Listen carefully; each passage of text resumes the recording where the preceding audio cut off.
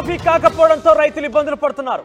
అయితే ఈ నేపథ్యంలోనే కొన్ని ఆసక్తికర విషయాలు, సంచలన విషయాలు బయటకు వస్తున్నాయి.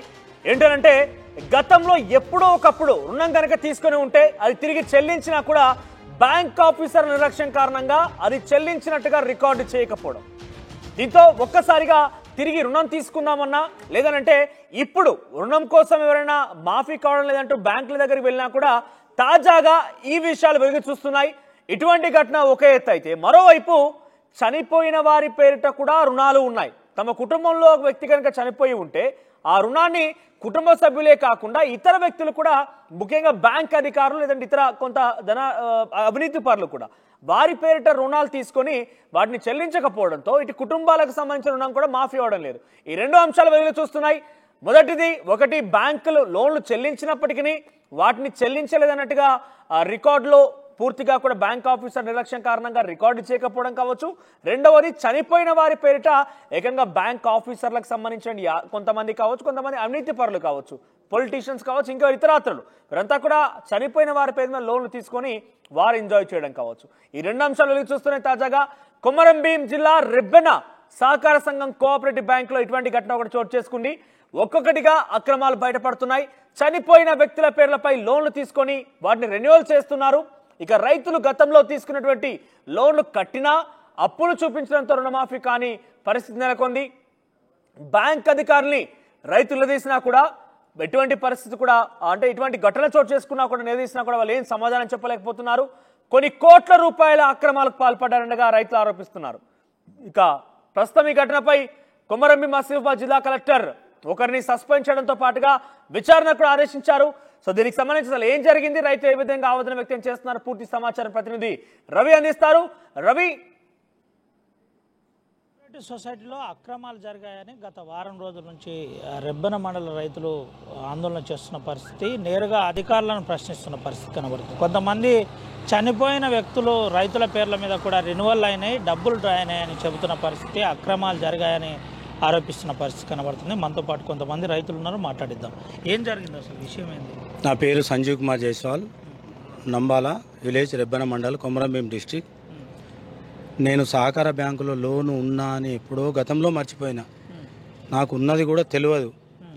నేను చిన్నప్పుడు ఎప్పుడో మా అన్నదమ్ములు కలిసి 5,000 రూపాయలు లోన్ తీసుకున్నాం. రాజశేఖర్ రెడ్డి అప్పుడు రుణమాఫీలో ఆల్రెడీ మొత్తం మంది మా కొట్టుడు పోయినాయి, మా అన్నదమ్ములై కూడా కొట్టుడు పోయినాయి, నాది కూడా కొట్టుడు పోయింది అనుకున్నా.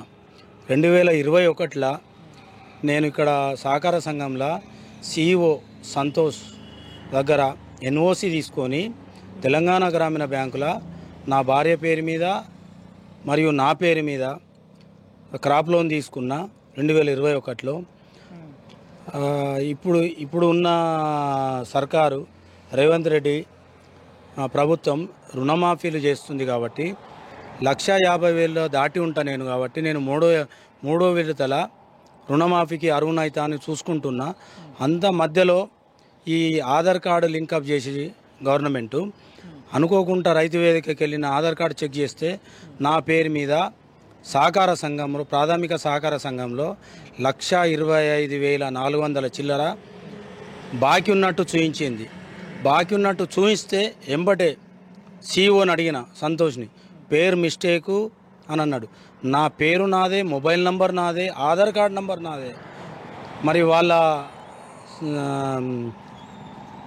ఆదిలాబాద్లో ఉండే అధికారిని కూడా ప్రశ్నిస్తే లేదు మిస్టేక్ పడ్డది, మేము 2 రోజులలో దాన్ని సాల్వ్ చేస్తామని అన్నారు. 2 రోజులు పోయింది, 3 రోజులు పోయింది. రుణమాఫీ లిస్టు రానియండి చూద్దామని అన్నారు. 3వ విడత రుణమాఫీ లిస్ట్ వచ్చింది, అందులో నా పేరు రాలేదు. ఏమైంది నా పేరు రాలేదంటే చూద్దాం తీపిస్తాం మేము అని నన్ను ఒక వారం రోజుల దాకా తింపించుకున్నారు. తింపించుకున్న తర్వాత ఇక్కడ వచ్చి మేము మా సోదరులు మా రైతులు ఇక్కడ కూర్చొని నైట్లో ధర్నా చేయడం జరిగింది. ధర్నా చేస్తే అప్పుడు లిస్టు బయట పెడితే లిస్టులో నా పేరు కూడా అందులో వెళ్ళింది. అప్పుడు నేను ప్రశ్నించిన, నా పేరు మిస్టేక్ అని అన్నావు కదా, లిస్టులో కూడా పేరుంది. 2021లో 1,00,000 రూపాయలు 2016లో నాది లోనింగ్ స్టార్ట్ చేసి 2021లో 1,00,000 రూపాయలు లేపుకొని ఇప్పుడు 1,25,000 రూపాయలు అయింది. నేను వాస్తవానికి 1,58,000 భార్యాభర్తలది రుణమాఫీ కావాల్సింది. మాది పేద కుటుంబం. రుణమాఫీకి మేము ఎలిజిబుల్ కాలేకపోయినాం. 1,25,000 రూపాయలు వీళ్ళు కడతానంటారు. ఏ విధంగా కడతారు? ఇవాళ సీఈఓని సస్పెండ్ చేసిర్రు. సీఈఓని ఒక్కరిని సస్పెండ్ చేయడం కాదు, ఇందులో 1,00,000 రూపాయలు లోనింగ్ డ్రా ఎట్లా అయింది, నా ఫైలింగ్ ఎట్లా అయింది, నా సంతకాలు ఎట్లా అయినాయి అంటే ఇందులో ఈ సహకారకు సంబంధించిన అధికారులు మరియు వాళ్ళతో సహకరించిన బ్యాంకర్సు, సహకారకు సంబంధించిన బ్యాంకర్స్ ఉంటారు, వాళ్ళకు కూడా ఇందులో హస్తం ఉందని మేము అనుకుంటున్నాం. కాబట్టి ఒక సంతోష్ని సస్పెండ్ చేసి ఏదో చేతులు దులుపుకుంటే కాదు, మా అటువంటి రైతులకు ఈయనతోటి రికవరీ చేయించి ఈయన మీద సిబిసిఐడి ఎంక్వైరీ చేయించి మా రైతులు చనిపోయిన వాళ్ళ పేర్ల మీద కూడా బ్యాంకు లోన్లు అయినాయి, డబుల్ డ్రా అయినాయి అని అంటున్నాను, నిజమా? చనిపోయిన వాళ్ళ మీద 2023 7వ నెల రెన్యువల్స్ అయినట్టు వాళ్ళ రికార్డులో చూపిస్తారు. ఇప్పటికి మీరు వాళ్ళని అడగండి, విచారణాధికారిని మేడం ఉంది, ఆమెను అడగండి. చనిపోయిన వాళ్ళు ఎంతమంది ఉన్నారు, ఇలా బతికున్న వాళ్ళు ఎంతమంది ఉన్నారు, చనిపోయిన వాళ్ళ పేర్ల మీద రెన్యువల్స్ అయినాయి. మా పేరు మీద కూడా మేము తీసుకోకుండా రెన్యువల్ అయినాయి. ఈ డబ్బులన్నీ ఏడిగిపోయినాయి. ఇవాళ సీఈఓ ఒక స్లీపర్గా జాయిన్ అయ్యి ఇలా కోట్లాది ఆస్తులకు అధిపతి అయిండు. దయచేసి మాకు న్యాయం చేయాలని మేము మీ ద్వారా విన్నమించుకుంటాను. వెంకటేష్, మా ఫాదరు 2014లో లోన్ తీసుకున్నాడు. అప్పుడు 5,000 లోన్ తీసుకుంటే మేము 2018-19లో లోను మేము డబ్బులు కట్టేసి నాకు బుక్లు ఇచ్చేసిండు, నోటీస్ సర్టిఫికేట్ ఇచ్చేసిండు. ఇచ్చిన తర్వాత నేను తెలంగాణ గ్రామీణ బ్యాంకులో మేము లోన్ తీసుకోవడం జరిగింది. గత 6 సంవత్సరాల నుంచి ఇప్పుడు లోన్ ఉన్నానని 13,000 రూపాయలు అప్పు ఉన్నానని చూపిస్తుంది. రికార్డు చూస్తే అక్కడ ఏముందంటే 5,000 రూపాయలు కట్టినట్టు ఉన్నది. 5,000 అకౌంట్ 1,000 రూపాయలు కలిసి మొత్తం 6,000 రూపాయలు ఉన్నది. ఆయన ఏమంటే సేవింగ్ అకౌంట్లో కొట్టలేదు, ఇది మిస్టేక్ ఉంది, నేను చేయిస్తానన్నాడు. కానీ రుణమాఫీ లిస్టులో అక్కడ 13,000 రూపాయలు చూపిస్తాను. బ్యాంకులో అంత అక్రమాలు జరిగినాయి, చాలా డబ్బులు డ్రా చేసిండ్రు, తిన్నారు. ఆ తర్వాత చనిపోయిన వాళ్ళ పేరు మీద కూడా డబ్బులు డ్రా అయినాయి, పెద్ద స్కామ్ జరిగింది అంటున్నారు. ఏంది నిజమా? అది అంటాను, మరి అది ఎంతవరకు నిజమో నాకు తెలియదు. కాకపోతే అట్లా రెన్యువల్ అయినని చాలామందికి అంటే చచ్చిపోయిన పేరు మీద రెన్యువల్ అయినని అని చూపిస్తుంది. ఎట్లుంది ఏంది బ్యాంక్ పరిస్థితి కోఆపరేటివ్? నేను ఈ బ్యాంకులో 2012-13లో ఖాతా ఓపెన్ చేశాను. అప్పుడు 30,000తో ఖాతా తీసుకుంటే రెప్పుడు కట్టుకుంటూనే వెళ్ళిపోయినాను. 2021లో క్లోజింగ్ చేశాను. 45,000 బ్యాంకులో క్లోజ్ చేసి కట్టి డబ్బులు తీసుకొని ఎన్ఓసి తీసుకొని వేరే బ్యాంకుకి నేను ఎన్ఓసి తీసుకొని అక్కడ వెళ్తే అక్కడ లోన్ తీసుకున్నాను. ఆ లోన్ కంటిన్యూ అవుతున్నది. ఇక నాకు ఇక్కడ అవసరం లేదు, కానీ ఈ బ్యాంకు రావట్లేదు.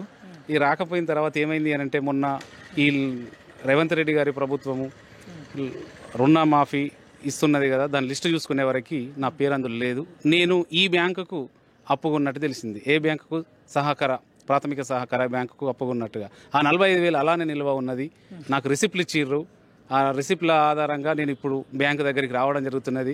వీళ్ళని సమాధానం అడిగితే ఆఫ్లైన్ చేశాము, ఆన్లైన్ కాలేదు అని సమాధానం చెప్తున్నారు. చేస్తాము అంటున్నారు. మొన్నటి వరకు కూడా నీకెందుకు మేమున్నాము అంటున్నారు. కానీ ఇంతవరకు వచ్చేదాకా కూడా రైతుకు న్యాయం జరిగిద్దా జరగదా అనేటటువంటిది వారైతే ఏం సమాధానం మాకు ఇవ్వట్లేదు.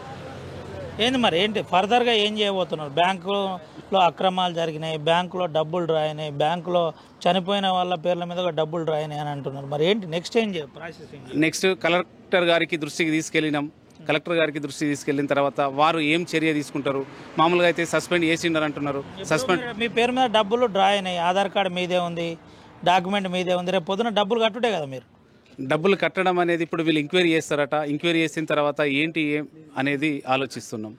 ఒకవేళ కట్టవలసి వస్తే ఏంటి పరిస్థితి? కట్టవలసి వస్తే సంతోష్ గారు ఉన్నారు కదా సీఈఓ, డబ్బులు అయితే ఆయనకే కట్టినాం, మాకు రిసిప్ట్లు ఆధారాలు ఉన్నాయి కదా, మరి ఆధారాలతో ఫర్దర్ ఏంటి అనేటటువంటి పెద్దవాళ్ళ నిర్ణయంతో ముందుకెళ్తాం. ఇది పరిస్థితి. బ్యాంకులో ఇప్పటికే డబ్బులు కట్టాం, కానీ మాకు అన్యాయం జరిగింది, మాకు న్యాయం జరగలేదని చెబుతున్న పరిస్థితి కనబడుతుంది. అయితే ఒకసారి వాళ్ళ తండ్రి చనిపోయిండు, అయినా బ్యాంకు లోన్ రెన్యువల్ అయింది, డబ్బులు రాయని తెలుసు. నా పేరు పూదరి వెంకటేష్, మా గ్రామం వాస్తవం నంబాల. మా నాన్న 2017 7వ నెల 19వ తారీఖున చనిపోయిన తర్వాత వాస్తవానికి అప్పటి నుంచి మాకేం తెలియదు. 2018లో వాస్తవానికి మా ఫాదర్కి ఒక 7 ఎకరాల భూమి ఉంది. మేము మా అమ్మ పేరు 1 ఎకరం, మా తమ్ముని పేరు 3 ఎకరం, నా పేరు 3 ఎకరం. మేము ఎవరు యథావిధిగా చేసుకున్నాం. 2000 వాస్తవానికి 18 మాకు రిజిస్టర్ అయిపోయిన ఎవరి వాళ్ళకు. చేసుకున్న తర్వాత మేము మా లోన్ మొత్తం మేము రియాలో తీసుకున్నాం. అనుకోకుండా మళ్ళీ మేము లిస్ట్ చూసే వరకు మా ఫాదర్ పేరు 52,000 రూపాయలు లోన్ తీసుకుంటే సంతోషం పెడతాను ఇక్కడ. ఎప్పుడు తీసుకున్నారు మరి లోన్? 2023 7 నెల 23 తారీఖు వరకు చూపెడతాను ఇక్కడ. నా ఉంది సార్ సాక్ష్యం. మా ఫాదర్ చనిపోయిన డేట్ ఉంది నారా, నాకు అర్థమైతే లేదు. అధికారులకు చెప్తే ఏమన్నారు మరి? అధికారులు ఎక్కడ సార్, అధికారులు పెద్ద లంగే ఫస్ట్ ఇక్కడ సంతోషాయ. ఆయనకి ఏమన్నాడు, వీళ్ళు ఎవరికి ఆఫీసుకు రాని, ఎప్పుడైనా రామని, మందు బస్తాల కోసం రాని, ఎప్పుడు రాని కిసకిస నవ్వుతారు తప్ప రిజల్ట్ ఏమి ఇయ్యడు. ఆయనకు అవసరం ఉన్నది మాత్రం నైట్ రాత్రి ఫోన్ చేసుకోవడం, మందు బస్తాలు మొత్తం మీద ట్రాన్స్ఫర్ చేసుకోవడం, లక్షలు సంపాదించడం, కోట్లు. 150 దాదాపుగా నాకు తెలిసిన మట్టుకే ఆయనకు ఒక 120 మేకలు ఉన్నాయి. 12,000 రూపాయలు కైకిలు పెట్టి కాపుతాను సార్. నేను చూపెడతా సాక్ష్యం. తక్కల పులుకుంట ఏరియాలో ఒక మనిషిని 12,000 రూపాయల జీతం ఇచ్చి 12,000 రూపాయల జీతం పెట్టి 120 మేకలు మొత్తం కాపిస్తాడు. ఇక నేను ఎక్కడికి వచ్చిన సార్ వాస్తవానికి నేను ఒక 70 ఎకరాలు చేస్తాను వాస్తవానికి వ్యవసాయం అగ్రికల్చర్. ఈ సంవత్సరం కూడా 70 ఎకరం చేసిన. నా దగ్గర 50 రూపాయలు లేవు, ఆయన దగ్గర అన్ని కోట్లు ఎక్కని. నేను వాస్తవానికి సంతోష్ అడిగే ప్రయత్నం చేసినావా? సంతోష్ మా డబ్బులు ఎట్లయినాయి, మా నాన్న 10 ఏళ్లనే చనిపోయాడు, ఏం లేదు ఏంటంటే కిసికిసిన అవుతాను అంతే, నవ్వడం తప్ప ఏం సమాధానం చెప్తలేడు. 7 వచ్చిన మా నాన్న 2015 చనిపోతే 2023 7 నెలలు మా నాన్న ఎట్లా లేచొచ్చిండ సార్ వాస్తవానికి. మరి లేచొచ్చిండా? ఆ డబ్బులు ఎవరు తీసుకున్నారు? రీనువల్ ఎట్లయింది? నేను లేనుగా, నేను పెద్ద కొడుకు నేను ఉన్నా కదా, నాకు సమాధానం చెప్పాలి వాస్తవానికి. ఓ మీ ఫాదర్ వాస్తవానికి ఇట్లా ఉంటే ఇట్లా పాత బాకాయ ఉన్నది బై, నేను రీనువల్ చేసిన చెప్పాలి, సమాధానం చెప్పాలి. ఏం చెప్పకుండా మా నాన్న పేరు విని ఇప్పుడు ల్యాండే లేదు. మా అమ్మ పేరు విన ఎకరం, నా పేరు విన 3 ఎకరాలు, మా తమ్ముని పేరు విన 3 ఎకరాలు ఉంది. ఈయన రీనువల్ ఎట్లా చేసిండు? మరి అంతా ఆన్లైన్ కదా, మీకు ఏం కనబడలేదు? ఏం కనబడుతుంది సార్ వాస్తవానికి? అన్ని దొంగలే అంటే పెద్ద దొంగ ఫ్రాడ్ అంటే వాస్తవానికి ప్రాథమిక వ్యవసాయ సంఘం అంటేనే ఇప్పుడు కాదు, ఇంతకు ముందు మొత్తం మీద తలుపులు వీక్కపోయినాడు సార్ నాకు తెలిసిన మటుకు. వీళ్ళంతా లంగలు మాత్రం వేరే లేవలేదు. ఇక రెబ్బన మండలం అంటే వాస్తవానికి పెద్ద లంగలు, అందులో మాత్రం ప్రాథమిక వ్యవసాయ సంఘం అని వీళ్ళంతా ఫ్రాడ్ కాళ్ళు ఇవ్వలేరు. ఈజీ అంటే ఇక సార్ పల్లీల బస్తాలు రాని వాళ్ళకి తెలిసినట్టు వాస్తవానికి నైట్ ఫోన్ చేస్తారు, ఇగో నువ్వు రాబాయి నీకు 20 బస్తాలు పట్టుకపో. నేను వాస్తవానికి ఆయన కూడా ఫోన్ చేస్తాను.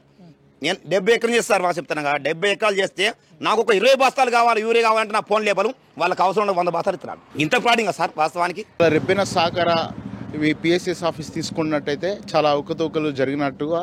ఎందుకంటే రైతుల పేరు మీద ఏవైతే ఎఫ్డీలు ఉన్నాయో ఆ ఎఫ్డీలకు కూడా ఎటువంటి క్లారిటీ లేదు. మరి రైతులు రుణాలు తీసుకున్నప్పుడు ఎఫ్డీలు అనేవి తప్పకుండా 40% డిపాజిట్ చేస్తూ ఉంటారు. వాటికి సంబంధించినటువంటి ఎటువంటి డాటా కూడా వీళ్ళ దగ్గర లేదు.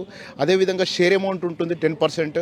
ఆ 10% షేర్ అమౌంట్ అనేది తీసుకుని రైతుల మీద 1,00,000 రూపాయలు లోన్ ఇచ్చినట్టయితే షేర్ అమౌంట్ 10% ఉంచుతారు. మరి రైతుల యొక్క అభివృద్ధి గురించి కావచ్చు, లేకపోతే రైతులకు అది ఏమైనా లాభాలు వచ్చినట్టయితే వారికి పంపిణీ కూడా చేయాలి. కానీ అటువంటి ఇప్పటివరకు 20 సంవత్సరాలు కూడా జరగలేదు. మరి ప్రతి సంవత్సరం తీసుకున్నట్టయితే ఇప్పుడు గతంలో రైతులు చనిపోయిన వాళ్ళ పేరిట కూడా 2023 జూలై 31న రెన్యువల్స్ జరిగినాయి.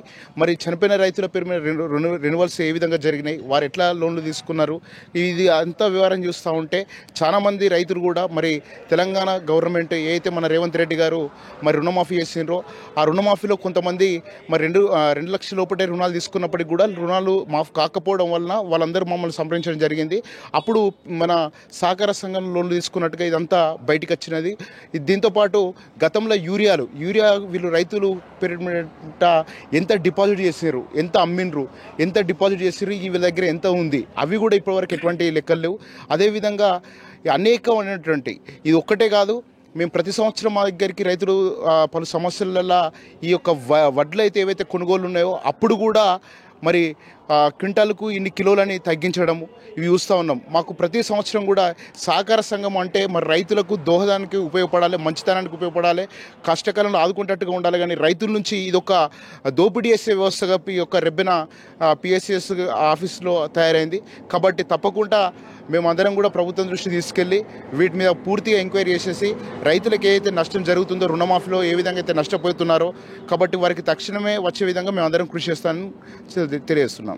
ఇది పరిస్థితి. ఫ్రాడింగ్ జరిగింది. మా నాన్న చనిపోయిన ఆయన ఎట్లా లేచేస్తాడు, కోట్ల రూపాయల్లో ఫ్రాడింగ్ జరిగింది. దీని మీద సమగ్ర విచారణ జరిపించాలి, వెంటనే దీనిపై చర్య తీసుకోవాలని చెబుతున్న పరిస్థితి. ఒక CEO స్థాయి వ్యక్తి కోట్ల రూపాయలు సంపాదించడం ఎట్లా సాధ్యమవుతుందని చెబుతున్న పరిస్థితి కనబడుతుంది. మనము ఒకసారి సంబంధిత అధికారులను కూడా అడిగే ప్రయత్నం చేద్దాం. వాస్తవం బ్యాంకులో ఏం జరిగిందో తెలుసుకుందాం. బ్యాంక్ అధికారులు ఏమంటున్నారు, నిజంగానే బ్యాంకులో అక్రమాలు జరిగాయా లేదా, సొసైటీ బ్యాంకు ప్రస్తుత పరిస్థితి ఏంది, మనతో పాటు ఎంక్వైరీ ఆఫీసర్ ఉన్నారు. ఇప్పటికే ఎంక్వైరీ ఆఫీసర్కు జిల్లా కలెక్టర్ నియమించి దర్యాప్తు చేస్తున్న పరిస్థితి కూడా కనబడింది. అంతకుముందు ఆర్డీఓను కూడా డిప్లాయ్ చేసిన పరిస్థితి కనబడుతుంది. మనతో పాటు ఒకసారి ఎంక్వైరీ ఆఫీసర్ ఉన్నారు. మేడం, ఏం జరుగుతుంది అసలు బ్యాంకులో? సొసైటీలో ఇంతకుముందు లోన్ తీసుకున్నారు మెంబర్స్, వాళ్ళు లోన్ క్లోజ్ కంప్లీట్గా చేసుకోలేదు కాబట్టి వాళ్ళ పేరు మీద ఎంత ఉన్నా 1,000 ఉన్నా 2,000 ఉన్నా అది రిన్యువల్ అవుతూ వస్తూ ఉంటుంది అమౌంట్, దానికి ఇంట్రెస్ట్ యాడ్ అవుతుంది. సో ఆ అమౌంట్ మళ్ళీ రిఫ్లెక్ట్ అయ్యే అవకాశాలు ఉంటాయి. నేను దాన్ని ఎంక్వైరీ చేసి రికార్డ్స్ అన్ని పరిశీలించి ఎలా జరిగింది, ఈ అమౌంట్ ఎలా వచ్చింది, వాళ్ళ అకౌంట్లో ఎందుకు చూపిస్తుంది అనేది నేను రికార్డ్స్ పరిశీలించిన తర్వాత మేము చెప్పగలుగుతాం. మేడం, ఒక విషయం చెప్పండి. అసలు మేము ఇక్కడ లోనే లేదు, లోన్ క్లోజ్ చేసుకున్నాం, మా దగ్గర రసీదులు ఉన్నాయి. ఎట్ ద సేమ్ టైం చనిపోయిన వాళ్ళ పేర్ల మీద కూడా రెన్యువల్ అయినాయి, డబ్బులు రాయినాయి అంటున్నారు. నిజమా అబద్ధమా ఇదంతా? చనిపోయిన వాళ్ళ పేర్ల మీద కూడా అంతకుముందు లోన్ తీసుకొని కనుక ఉంటే, వాళ్ళు క్లోజ్ చేయకుండా ఉంటే అది సిస్టమ్ ఆటోమేటిక్గా తీసుకుంటుంది. దాంట్లో మనం ఏం ఎంట్రీ చేయాల్సిన అవసరం లేకుండానే ఆటో రెన్యువల్ అవుతూ ఉంటుంది. అది దానివల్ల అవి చూపిస్తున్నాయి. ఏంటి మేడం మరి దీనికి పరిష్కారం ఏంది అంటే మీరు ఏం డిసైడ్ చేసినారు, సార్ ఏం డిసైడ్ చేసినారు, దీనిపై డిస్ట్రిక్ట్ కోఆపరేటివ్ సొసైటీ ఏమంటారు? మేము ఈ రికార్డ్స్ అన్ని చూసిన తర్వాత మిస్టేక్ ఎక్కడ జరిగింది అనేది వెరిఫై చేసుకున్న తర్వాత దాని సొల్యూషన్ మేము చెప్పగలుగుతాం. అంటే ఏంటి, వీళ్ళు రైతులు అందరూ మళ్ళీ డబ్బులు కట్టడమేనా? రైతులందరూ వాళ్ళు ఇన్ కేస్ పెండింగ్ ఉంటే వాళ్ళు కట్టాల్సిందే, లేదు వాళ్ళు కట్టి. ఎగ్జాంపుల్, ఒక శ్రీనివాస్ అనే వ్యక్తి పైన 1,50,000 రూపాయలు చూపెడుతుంది. 1,50,000 రూపాయలు మీ సొసైటీలో ఫ్రాడింగ్ జరిగింది, డబ్బులు డ్రా అయినాయి, వేరేటోళ్ళు తన పేరు మీద తీసుకున్నారని ఆరోపిస్తున్నారు. ఆ డబ్బులు శ్రీనివాస్ వచ్చి మళ్ళీ కట్టడమా, ఎవరైతే డబ్బులు డ్రా చేసిన వాళ్ళ దగ్గర రికవరీ చేస్తారు? డబ్బులు డ్రా అయినాయి అని అతను ఎట్లా చెప్పగలుగుతాడు? డబ్బులు డ్రా అయినాయి అనేది మేము ఎంక్వైరీలో చూస్తేనే కదా ఏ అకౌంట్ నుండి ఏ అకౌంట్కి వెళ్ళినాయి అనేది మాకు ఎంక్వైరీలో మాత్రమే బయటపడుతుంది. అది ఎంక్వైరీలో బయటపడిన తర్వాత దాని సొల్యూషన్ ఏంటి, దాన్ని ఎవరి మీద ఫిక్స్ చేయాలి అమౌంట్ అనేది, రికవరీ ఎవరిపైన చేయాలి అనేది చూసి మేము వాళ్ళ మీద చర్యలు తీసుకొని ఆ అమౌంట్ అంతా రికవరీ చేయిస్తాం. ఇప్పటిదాకా మీ విచారణలో ఎవరినైనా సస్పెండ్ చేసినారా, ఏంటి పరిస్థితి? మేము సస్పెండ్ చేయలేదు. ఈ పాలకవర్గం ఏదైతే ఉందో ఆ పాలకవర్గం ఎవరైతే సీఈఓ ఉన్నారో దీనికి బాధ్యుడు అతను అని చెప్పేసి పాలకవర్గము అతన్ని సస్పెండ్ చేసింది. పాలకవర్గంలో కూడా దీంట్లో ఇన్వాల్వ్మెంట్ అయి ఉన్నారు. చైర్మన్ స్థాయి నుంచి కింది వరకు కమిటీ మెంబర్లు అంతా కూడా దీంట్లో భాగస్వామ్యం ఉన్నారని ప్రజలు ఆరోపిస్తున్నారు. నిజమేనా? ఇదంతా కూడా మేము ఎంక్వైరీ చేసిన తర్వాతనే మేము చెప్పగలుగుతాం. రైట్ మేడం, ఇది పరిస్థితి. వాస్తవాలు ఏంటి అనేది ఎంక్వైరీ చేయాలి. ఎంక్వైరీ చేస్తేనే వాస్తవం మనకు తెలిసే అవకాశం ఉందని చెబుతున్న పరిస్థితి. ప్రధానంగా పాలకవర్గం మిస్టేక్ ఉందా, లేకపోతే నిజంగానే దీంట్లో పనిచేసేవారు ఎవరన్నా ఎంప్లాయీస్ వారి ద్వారా ఫ్రాడింగ్ జరిగిందా, నిజంగానే రైతుల అకౌంట్లో డబ్బులు జమ అయ్యాయా, అసలు ఏంటి అనేది మేము క్లుప్తంగా ఎంక్వైరీ చేస్తున్నామని ఇటు ఎంక్వైరీ ఆఫీసర్ చెబుతున్న పరిస్థితి కనబడుతుంది. ఏది ఏమైనప్పటికీ కోట్లలో ఇక్కడ స్కామ్ జరిగింది, చనిపోయిన వారి పేర్లపైన కూడా డబ్బులు రాయని ప్రజలైతే ఆరోపిస్తున్న పరిస్థితి కనబడుతుంది. సుమంత్ రవినాయక్, RTV, ఆదిలాబాద్ నుండి.